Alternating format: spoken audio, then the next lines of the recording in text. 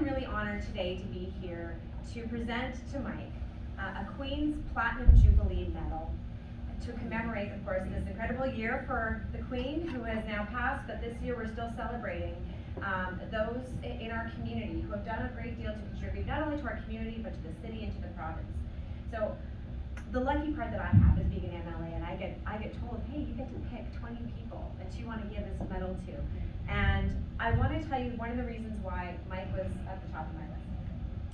When I became the MLA for Edmonton-Whitemud, I got to see firsthand how incredibly important community leagues are to the people who live in this area. Now, I took for granted, growing up in Edmonton, the importance of community leagues. I grew up knowing where my local community league was. My parents volunteered on that. That was part of what I did growing up.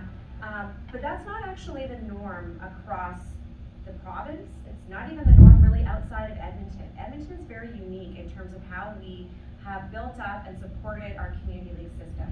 And what's really has made it so special, because it could have been something that just sort of happened and didn't really take off or didn't really become part of our fabric of our communities, but it did take off because of incredible volunteers. People who step up in their community and say, this is important to me, that my neighbors know each other, that we know who each other, we have each other's backs. We collaborate together to think what would make our community more livable, what would make it more supportive for the people who are here, those who have challenges, those who want to flourish, those who want to stay and build their homes here and their families here. What can we do to make our community a better place? And Mike Boychuk really symbolizes that commitment to making the community a better and stronger place. So when I first met Mike, it was I realized I was in the company of a bit of a visionary, right? Mike has a lot of incredible ideas, but he makes them come true. He makes them come to fruition. And his energy and his enthusiasm for what he's doing gathers people around him who want to make that happen as well. So there's a vision that he's had specifically for Oak Hills, right? The idea, and I know he hasn't done that alone, I know that's a vision he shares with so many in the community, of actually creating a facility and spaces that serve seniors, that serve kids groups, that serve the people in the community to make it a better place. And they've been working tirelessly to make that happen, and I've been glad to offer my support when I could to that project. But the other thing that's really special about Mike is that all of the activities, and look, I'm the MLA for all of Edmonton-Whitemud. There are probably about 7 different community leagues active here. Not every community league does the things that Oak Hills does. Not every community league does the cafes in the parks, the community cleanups, the fence painting, the gathering, the art shows on the fences. Like those are not things that every community league does, but it is something that Oak Hills does. And that's because of the leadership of Mike and others on the community league as well, who've been making that part of what it is to be a member of the Oak Hills Community League. So I had the pleasure of joining Mike and with my son, who was I think 8 at the time, now he's 9. We went out and did a community cleanup together. Mike was always, he's right there, he's got all the gears, he's got all the tools, he's out there doing the work. And it inspires everybody to do that same work. When we had a fence painting day in the community league, I drove around to sort of check out where the volunteers were and what they were doing. Who was it who was doing most of the work? It was Mike, right there, out with his spray paint, doing the fences. He doesn't just talk about these ideas, he does them. And that is leadership, right? Because it inspires other people in the community to want to do it as well. So I'm very honored today to present Mike Boychuk the Queen's Platinum Jubilee Medal in honor of his leadership and his community service, and for making the community that we live in, Oak Hills, but in Edmonton, and contributing to a better province as well. So thank you, Mike, and I'm pleased to present you with this.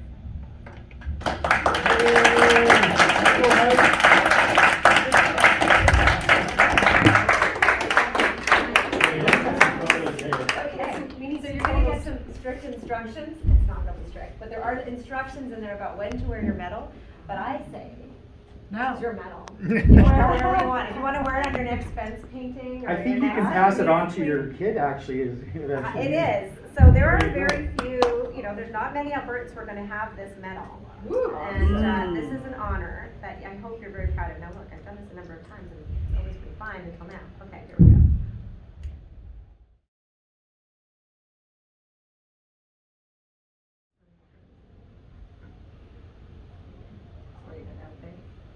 There you go. Yeah, congratulations. Helping. it takes something. It takes something to actually come out and get all grubby and start, you know, whether it's cleaning up or you know, fence painting. It takes a lot, and I know Tim would have wanted to be here as well, and he gets in and gets those hands dirty and just does a wonderful job, and I'd like to acknowledge that. I'd like, you know, I'd like very much to acknowledge the Oak Hills board.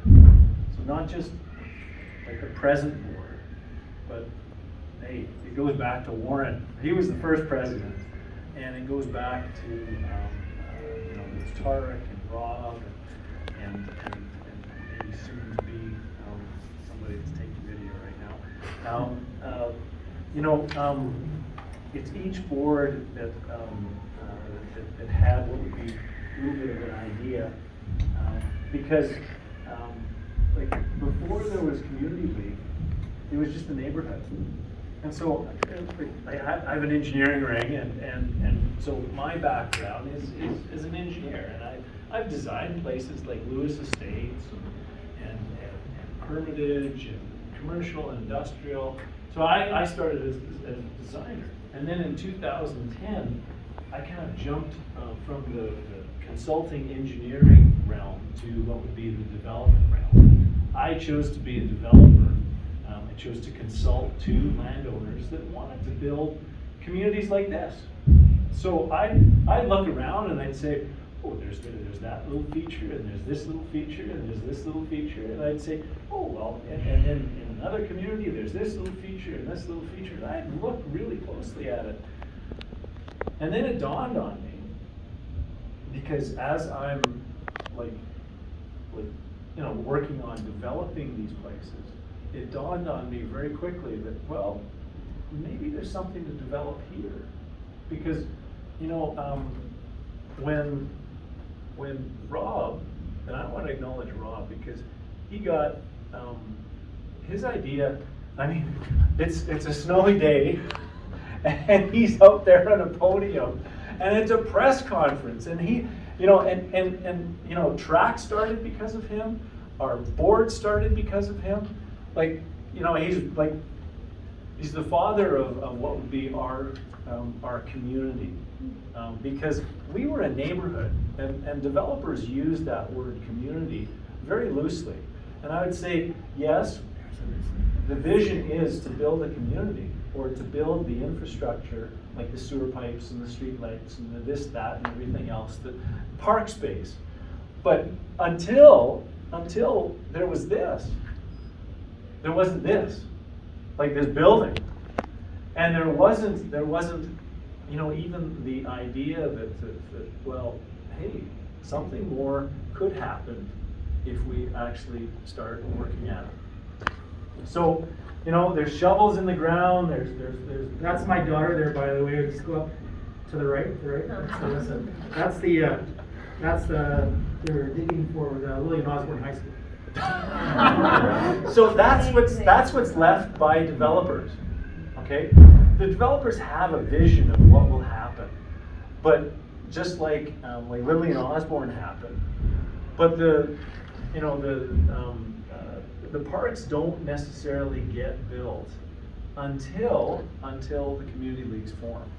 In most cases, now some developers put in some amenities, like you see, like we're going to have our next design meeting for the community hub.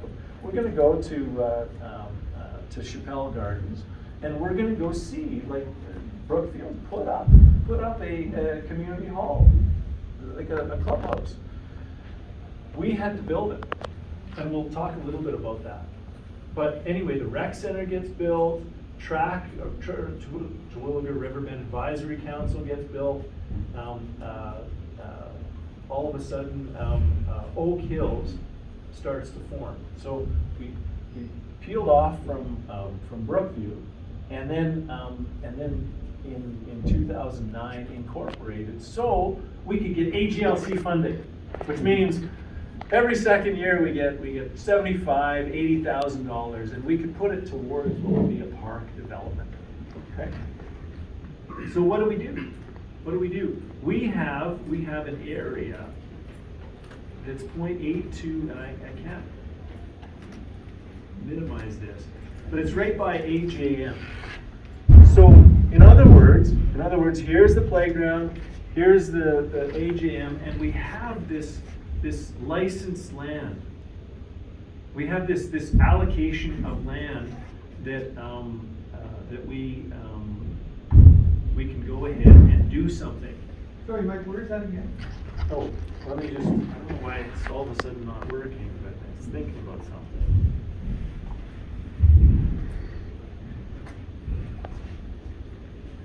It's right behind. So right on the Yeah, corner, so that right way. on the corner of Ledger Road Okay, and Ledger Way, okay.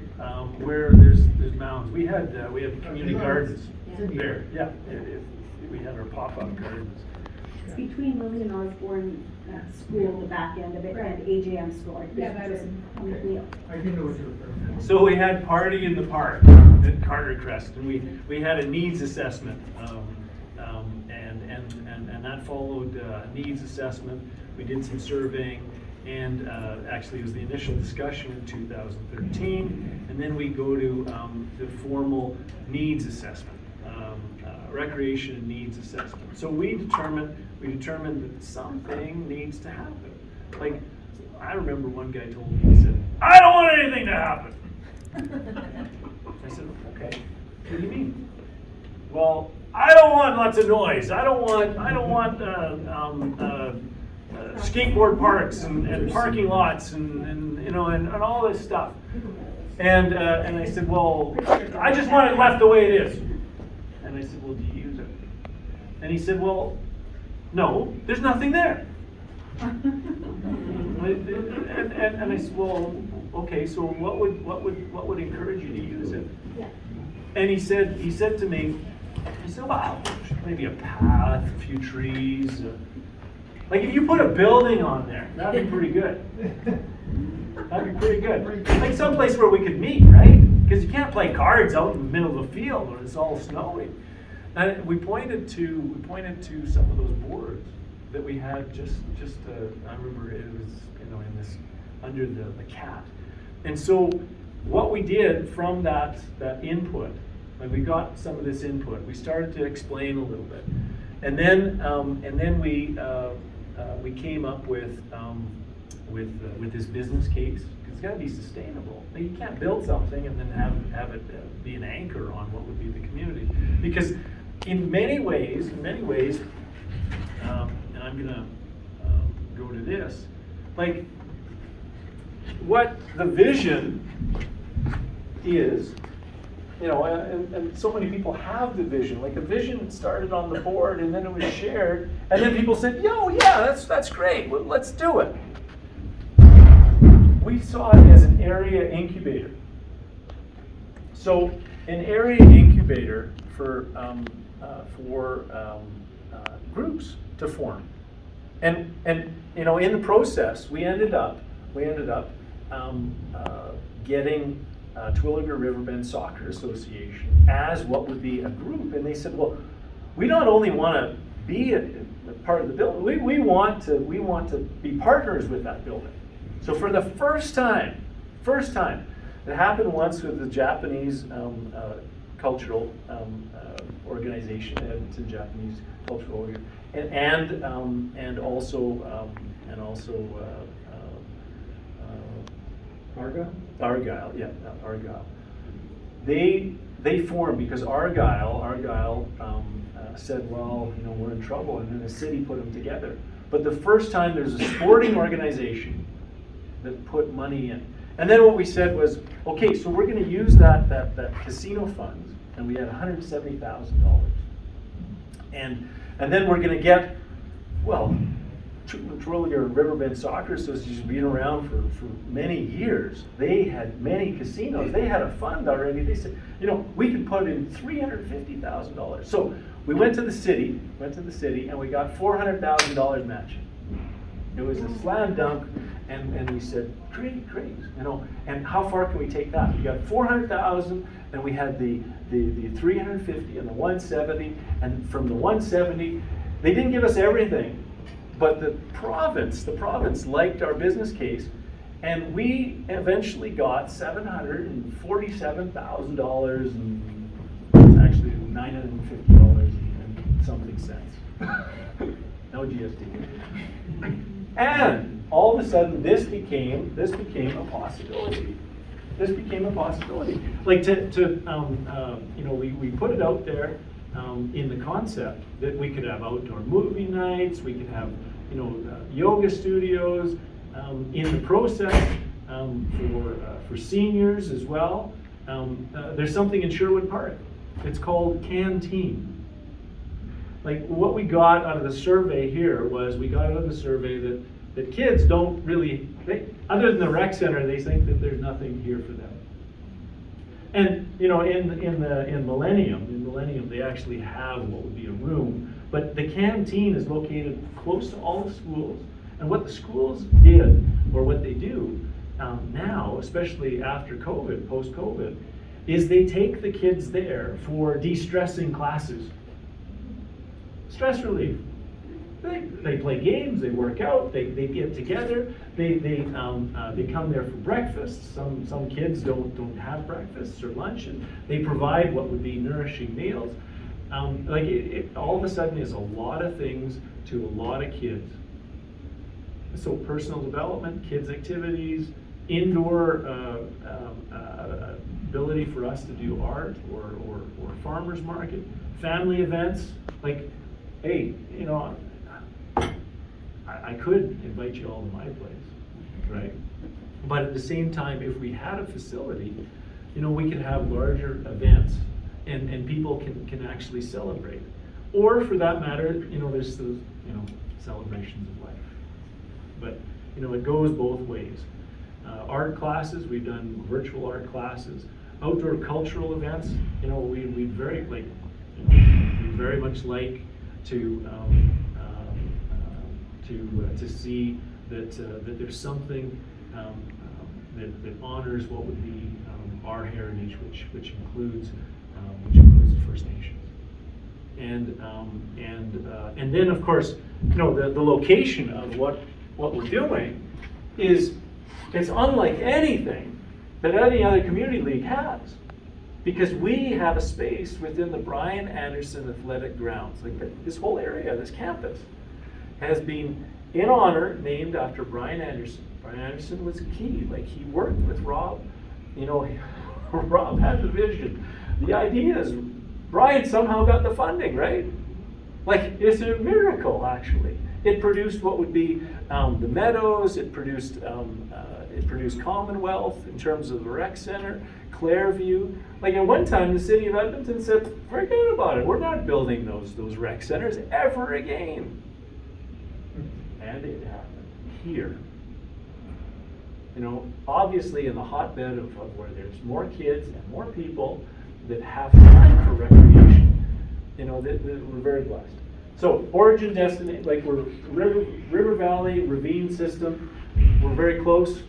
Mountain bikers, runners, skiers. By the way, we have groomed ski trails all along what would be we call them the Alta-Link or the power line. But we use that power line, and then we use the fields to do a whole bunch of different things. And so, like in 2010, I decided to go all in. I wanted to develop other communities, like more than just engineering. Because truth be told, I took my daughter to one of these subdivisions. It was in Lewis Estates. And I remember it was a miracle. It was a miracle according to Melcourt. They said, "Mike, you did it. You got the roads paved, you got the infrastructure built. Now we can start building houses. Our builders can start building houses. You made it." And it was like a blanket of snow. And I took my daughter out to Brooklyn, and she said, like I was all proud, like just like I am proud of the medal. And she said, "Where are the people? Where are the houses?" She started asking me so many questions. I almost no, I didn't dig the pipes. No, I didn't. I designed them. I stabbed him. Oh, did you have help? Yeah, I had a lot of help. It seemed like I did nothing. Like, all of a sudden, I go from here to here. And there was a gap that I experienced. And that gap was, okay, so what do I do to learn and to create what would be community, not just a neighborhood, but community. And then I took it on when Rob asked me to a meeting. I remember we huddled around and he said, I think you'd like this. And I was looking at that time. It was like, holy smokes. And I was looking for something that I could apply myself to. Like there's committees at UDI and there's different things that I connect with other people. But I thought, I'm going to learn from the grassroots so that when I develop these places, I'm going to build in what would be all the ease, beauty, connection, and aliveness, potential, so it's nice and easy for the community to use it. And so my journey started. And I thought that what I would develop would be more valuable than the place that I lived in. Because, the reality about any house that you live in, your house goes down because it deteriorates in price. Okay, we've done fence painting, try and buffer it, instead of going down like in terms of the neighborhood looking like crap. We paint some fences. Everyone said, are you vigilantes? You can't paint people's fences. Everybody was so happy. They said, well, finally, the city is coming. I said, we're not the city, we're the community league. And so, and of course, who's going to paint along 23rd Avenue? Like you'd be walking with buckets and pails and all that stuff for almost a half mile, like a kilometer, to get around to your fence. It's impossible, but that's just the way that things are, right? Because you back on, and that's the new style of subdivision. So what we did was we said, okay, so let's do something about that. So we pumped some money into it. And then the money that we put into Ledger was also put into Carter Crest. And Carter Crest, remember they used to be all, in the 80s, they were good colors. Pink and now they changed the fence. So it looks because we're all competing against places that are new, and we don't want a disposable community. We want people to live there for a long time because the housing value goes down unless, of course, you get redevelopment. Okay. And the community value is supposed to go up. Like I couldn't think about moving is hard, but people move because they look around and they say, well, everything there's nothing happening. There's nothing happening new. There's nothing happening. My garage door goes up and down and I do nothing. And by the way, I'm looking at my neighbors. And early on, before I even thought about community league, I thought about our street. And I took, I remember printing out, okay, we're going to do something called Around the World on Lamb Crescent. Oh, yes. Yeah. And we had a blast. And all we did was, it was a potluck, and we had different houses, and we went from house to house. We celebrated what would be different countries and different cultures and different foods and different drinks as well. And we went and we had lots of fun, and we kept on doing it. And you know what? That built what would be relationships. Do you remember Fred and Sharon? Mm-hmm. Fred passed. Oh. Fred passed away, and I get a note from Sharon. And by the way, that was Grandpa Fred to you, right? Like they took you on and Brooklyn on as what would be grandparents. They took us to the airport. They took us. They took care of our house. I remember the first time I said, Fred, do you have something I need this. I purposely went out and asked him for something. And then he had that, and then he asked me for something, and then we had a drink together or whatever, and then all of a sudden, see, McKnight calls it community forming as a result of giving and receiving. But you have to be acceptable to giving, and you have to be acceptable to receiving. Some people say, no, I couldn't do that. I couldn't go to my neighbor's house for a beer after he helped you out, right? But you did. And what happened? He passed away, and you'll always remember, especially the carving that he gave you. You'll always remember that. Sharon sends me a note. She did everything. Sharon and Fred did everything for us. They were like grandparents. They were, because our parents were in Winnipeg or Brandon, and the grandparents. You had Sharon and Fred. We celebrated Christmas together, their holidays and so forth. We did all of that. When they moved away because their children actually, first one, they had a baby and they moved to Sherwood Park. They had to be close. And it was a godsend because they were close. But Sharon said, thank you for including us. I'm reading this and I'm thinking, include? They did so much more for us. So, I wanted to take what would be some of the things that I was enjoying on our street in Lamb Crescent and share that with the neighborhood. And then I wanted to, hey, I know that when a developer builds a subdivision, they put uniform paint, nice and shiny, brand new and everything else, and they sell it, and people want to buy it. I thought maybe they would want to stay. And sure enough, with a combination of community in bloom, yards in bloom, and all those signs, remember we're putting all those up. Actually, we're nominating people. And then we're painting fences, and then people are starting to paint fences, and they're starting to I got this community in bloom thing, and I want to put a little bit of effort into my yard, and my neighbor put a little bit of effort, so I'm gonna they're gonna put it grows, and then there's people that are putting renovations and all this stuff, and they're not treating Ledger or Carter Crest as a disposable neighborhood, like something that we're just gonna move from. They're treating it as a place where we're going to put some roots, and we're gonna do some stuff. Like, we're going to build a building, right? And it's going to be, it's probably not going to look like this. This is just concept. But it's going to be built in phases.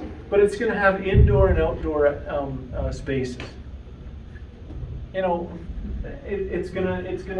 It's gonna be for what would be people to it's like a clubhouse, and it's the place.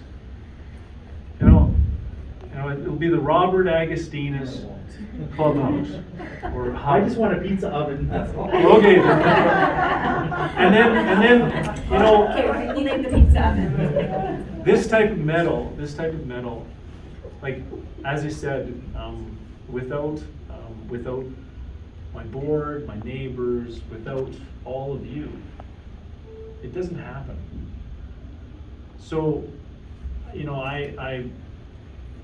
I'm proud to accept it on behalf of everyone. And I'd be the first one to want to see that is, basically displayed and kept in our facility. So it encourages others to just step forward. And so sometimes it's harder than I imagined and better than I ever dreamed. And I have some rules here that I'm going to pass along. First, don't go it alone. Divorce, death, and disease make you realize very quickly how valuable life is to share with others. Number 2, don't dabble, commit. Go all in. Because you know what? There's so many things that I wouldn't have seen in the beginning that I see now. Because I'm all in. I could have brought my painting pants. I wear them every year. No. But, and then be specific. Like they call it, be specific, be measurable, make it attainable with your efforts, and make it relevant. And then time dependent. Don't delay. Don't quit on doing something now. Don't procrastinate, because you may not ever get back to it. And make it relevant. I've always tried to think of how it's going to be relevant for someone else. Relevant for somebody that could be my family, could be my neighbors, it could be a group that hasn't formed. I've always tried to do that. So yeah, do now, because it may never happen. Life's busy and it's short, so you may never get back to it. Don't doubt. I remember the rest of the presidents were telling me, yeah, you're a vigilante, Mike. You paint people's fences, you don't ask them or whatever. You come and paint our You come and paint their, and spend community dollars. Actually, we got a lot of donations. But believe it's going to work. In some respects, some of the things that we're doing, like light them up, to decorate your house and yard for the holidays. Hey, do it. Like it's showing your community pride. At first, no, nobody's going to want to. Actually, over the last couple of years, nobody's going to want to put electricity into doing this. And what we found is that no, it's the exact opposite. People want to shine a light to make other people feel better. So I do it at my house. Why? Because I want Miranda to see it. I want Blake to see it. I want Brooklyn to see it.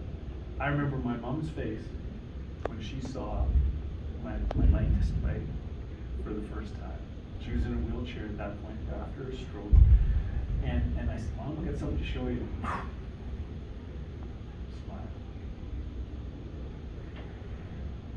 Smile.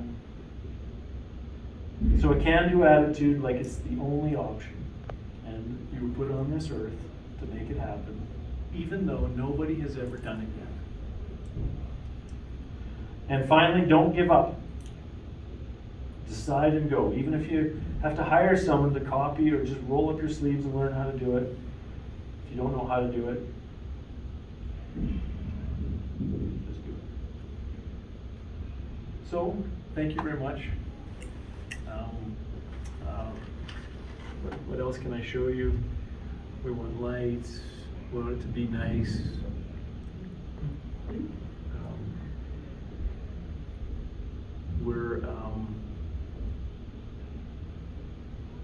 We're thinking that there's a couple pieces that are coming. I need your help to make them happen.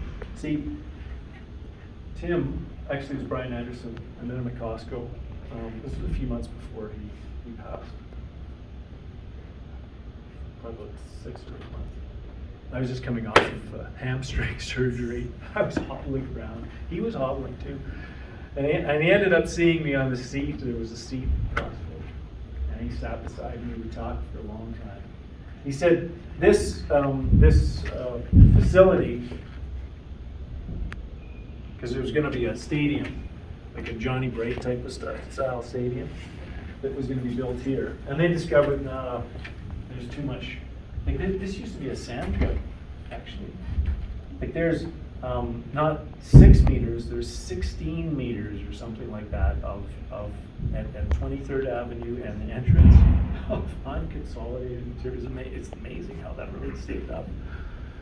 So this is good ground, and they said, well, we can build something like, I don't artificial turf facility like the one that, that exists on 23rd Avenue in Millwood. And Bryan Anderson said, hey, it's easy for the city to do that. Keep on trying to get Tim to advocate for that. Trying to get the 300,000 or whatever, you know, how many, here we have like a field option, turf, like there's more to it. But they had to get it approved, and they had to get what would be the this moved from here to here. But they had to get this public school that was supposed to be over here. They had to put it over here. So it was a little bit of a, they had to work with the school boards, and then they had to make it happen. And of course, this may never happen, but long term, hey, it could happen there. It's more amenable to a building than, you know, putting pilings under an artificial turf. So why do I say it's important for us? Oh, Terwilliger Riverbend Soccer Association is with us. Dude, wouldn't this be like awesome for tournaments? And if we dome it, And if we dome it, then it's like another flexi hall. And that's what they've done at Footfield, right? So our contractor is actually the very same contractor. But this somehow has to be advocated. So there's a little bit of advocating, a little bit of work that has to be done. Like if a community gets together behind a counselor isn't all alone when they stand amongst what would be a whole bunch of counselors that all are saying, listen, I want this and this and this. Well, why, Tim, would you get this? Well, because I have my whole community behind me. Oh, it's different, right? It's different. Why did we get the speed bumps around the rec center here, or the different things why did we get street lab? Why did the city spend money? Well, because our civics committee got together and they said, well, there's speeding and actually right at the intersection of Carter Crest and Carter Crest Way, which is the extension of Ledger Way as it goes into Carter Crest. Right at that T, do you realize that guy's fence was plowed into 3 times? So, in many ways, we do things, and the community league is set up for us to have a voice and to do things together. Okay.